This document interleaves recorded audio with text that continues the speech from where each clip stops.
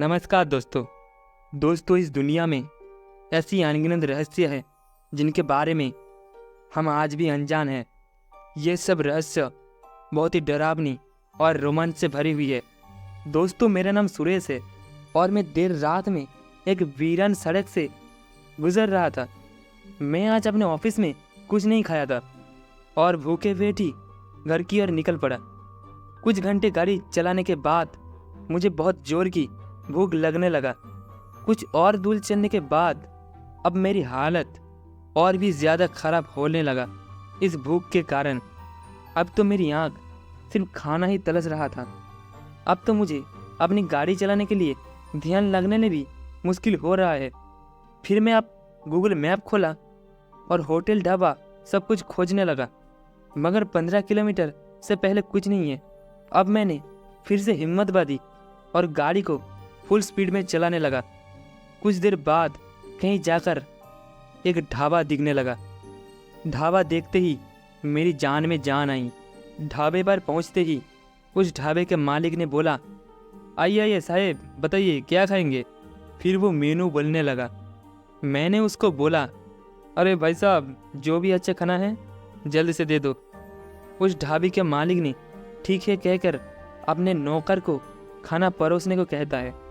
नौकर खाना लेकर आया और मेरे सामने खाना रखकर जाने लगा। तभी मैंने उससे आवाज़ दी, भाई पानी भी रख जाना यार। तभी वेटर ने अपनी गर्दन को पीछे उल्टी घुमाकर कहता है, ठीक है साहब। तभी मैंने चारों ओर नज़र घुमाई। ढाबा पूरा खाली, सिर्फ मालिक और नौकर है। वो टेबल एकदम गंदी और कमरे में भी मकड़ी के जाले ने कब्जा कर रखा था। ये सब देखकर मैं बहुत ही डर गया। ये सब ढाबे का मालिक देख रहा था। उसने तरफ मेरे पास आया और मुझे समझाते हुए कहा, अरे ये कोई भूतिया ढाबा नहीं है, ये तो बस रामू है ना, हर बार का उसका यही नाटक होता है। असल में ये बहुत ज़्यादा योगा करता है, तो इसीलिए उसकी गर्दन ना लाचीली है। और देखो, आज फिर से उसने डरा दिया। इसको निकल भी नहीं सकते ना। इस वीरान जंगल में कोई आता भी नहीं काम करने के लिए। बाकी टेबल गंदा है क्योंकि ज़्यादा लोग आते नहीं यहाँ। हालांकि लोग कहते ज़रूर है इस रास्ते पर होटल ढाबा बहुत चलता है, मगर असल में लोग यहाँ पर आते ही नहीं हैं। गाड़ियाँ धूल उड़ाते हुए निकल जाती है। मैं सब समझ गया और मैं बिना कुछ बोले रोटी, दाल, चावल, छोले पनीर और फिर लस्सी सब चट कर दिया। खाना खाने के बाद मुझे बहुत ही नींद आने लगा। इतने में उस ढाबे का मालिक ने खुद ही बोला, अब रुक जाओ, सुबह जाना, रात में इस रास्ते से जाना ठीक नहीं है। मैंने उससे कहा, ऐसा क्यों, आगे क्या लुटेरे है, क्या ये रास्ता सुरक्षित नहीं है। उस ढाबे का मालिक ने कहा, नहीं, आगे उससे भी ज़्यादा खतरा है। मैंने कहा था ना कि इस रास्ते पे लोग कम आते हैं, इसीलिए कम आते हैं क्योंकि ये रास्ता भूतिया है। सिर्फ 10% लोग ही यहाँ से बाहर निकल पाते हैं, बाकी बेमौत मारे जाते हैं। मैंने उससे कहा, आखिर ऐसा भी क्या है उस रास्ते पर। सुरेश, उस रास्ते आप आगे 50 किलोमीटर के बाद एक ढाबा पड़ता है। वो असल में कोई ढाबा नहीं है, कुछ भूतों का बनाया हुआ भ्रम जाल है। बहुत पहले वहाँ पर एक ढाबा हुआ करता था। ढाबे का मालिक और उसके पत्नी और उसकी एक जवान बेटी ढाबा चलाते थे। तभी एक दिन रात में करीब 2 बजे वहाँ पर कुछ लड़के आए। उन्होंने खाना मंगाया तो उस ढाबे का मालिक की जवान लड़की खाना लेकर आया। उसको देखकर सारे लड़के की नीयत बिगड़ गई। उन्होंने उस लड़की की माता पिता को बांध दिया और उस लड़की से बदतमीजी की कोशिश की। उस लड़की के पास टेबल पर एक चाकू था जिससे उस लड़की ने आत्महत्या कर ली। अपनी बेटी की मौत उसके माता पिता नहीं देख सके, उन्होंने भी उस ढाबे पर खुदकुशी कर ली। लड़के तुरंत ही वहाँ से फरार हो गया। पुलिस को भी कोई सुराग नहीं मिला, तो आत्महत्या कहकर इस केस को बंद कर दिया। तब से आज तक उस लड़की और उसके माता पिता उन लड़कों का इंतज़ार कर रहे हैं और हर लड़के को रोककर ढाबे में ले जाते हैं और उन्हें वहीं उसी चाकू से मार देते हैं। ढाबे के पीछे वाले कुएं में डाल देते हैं। कहानी सुनते सुनते मेरी नींद आ गई और वहीं टेबल पर ही सो गया था। मालिक भी रजाई लेकर मेरे पास आकर सो गया। सुबह होते ही मैं नाश्ता किया और निकल गया। मैं जाते जाते सोच रहा था, मुझे अचानक नींद कैसे आ गई। मैं तो सिर्फ ढाबे के मालिक की बात सुन रहा था। इतनी बोरिंग कहानी तो नहीं थी, कहीं कुछ तो गड़बड़ है। क्या पता खाने में कुछ मिलाया गया हो।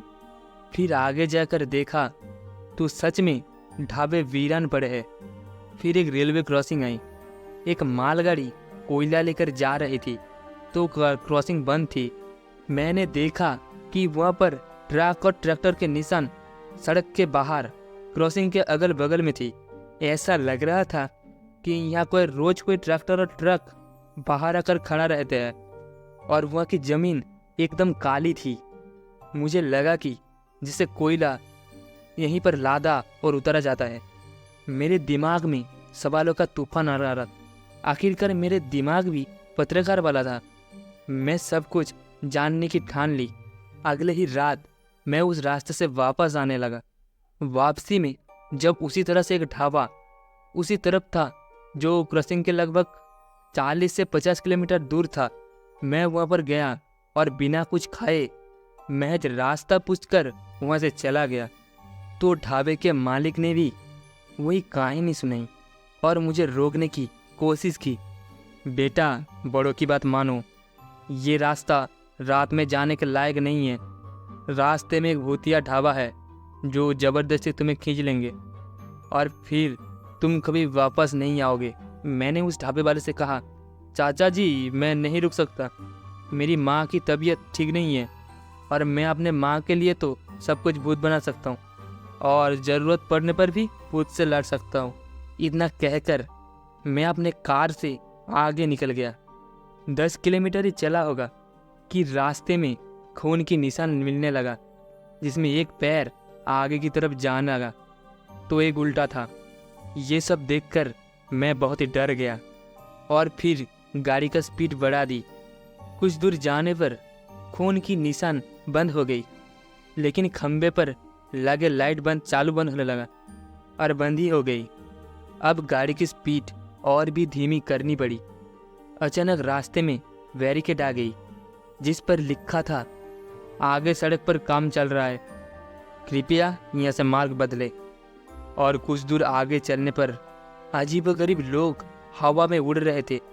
उन सभी के हाथों में हल और सड़क में काम करने वाले औजार थे।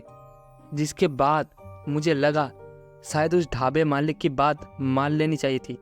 मैंने अपनी गाड़ी को पीछे ली, लेकिन मुझे लगा जैसे कोई मेरी गाड़ी को पकड़ ली हो। मैं अपनी गाड़ी को और भी स्पीड से चलाना शुरू कर दिया। 10 से 12 किलोमीटर चलने के बाद बगल में एक ढाबा दिखा। काफ़ी चहल पहल थी। वहाँ पर बहुत सारे लोग थे। ऐसा लग नहीं रहा था कि ये कोई भूतिया ढाबा होगा। मैंने अपनी गाड़ी रोकी और वो ढाबे में गया। उसके अंदर जाते ही तुरंत ही दरवाज़ा अपने आप ही बंद हो गया। बत्ती बंद हो गई। किसी ने फ़ोन की टॉर्च ऑन की और फिर मैंने जो देखा वो हैरान करने वाला था। मैंने देखा कि कमरे में बहुत सारे लोग हवा में उड़ रहे थे। उसके केंद्र में एक लड़की और उसके माता पिता है और उसके आसपास कुछ लड़के हैं जिनको वो लड़की चाकू मार रही है। लेकिन ये सब देखकर ना जाने मैं डरा क्यों नहीं। मैं अपने मोबाइल में सब कुछ रिकॉर्ड करना चाहा। तभी पीछे से मेरे सर में किसी ने जोर से मार दिया। मैं बेहोश होने लगा, मगर उससे पहले ही मैं अपने मोबाइल में एक बटन दबा दिया और फिर बेहोश हो गया। आधे घंटे के अंदर वहाँ पर पुलिस की गाड़ी आ गई। उन्होंने मेरे को उठाया और एम्बुलेंस से हॉस्पिटल भेज दिया। वह अपने टॉर्च लाइट से लोगों की खोज करने लगा। ऊपर लोग अभी भी उड़ रहे थे और उनमें टॉर्च की लाइट आर पार हो रही थी। इतनी देर में किसी पुलिस वाले को लाइट बटन मिल गया। उसने तुरंत ही लाइट चालू कर दी। सारे भूत गायब हो गए। कमरे के बीच में एक 3D प्रोजेक्टर पड़ा हुआ था। पुलिस ऑफिसर ने सब सील कर दिया और कमरे में खोजबीन करने पर ढाबा के मालिक और उसके नौकर पकड़े गए। उनके पास से शमशान से लाए हुए कंकाल और कुछ मुर्दा भी बरामद किया गया। पुलिस ने सभी को गिरफ्तार कर लिया। अगले दिन हॉस्पिटल में मुझे मीडिया वालों ने कमरे में घेर रखा था।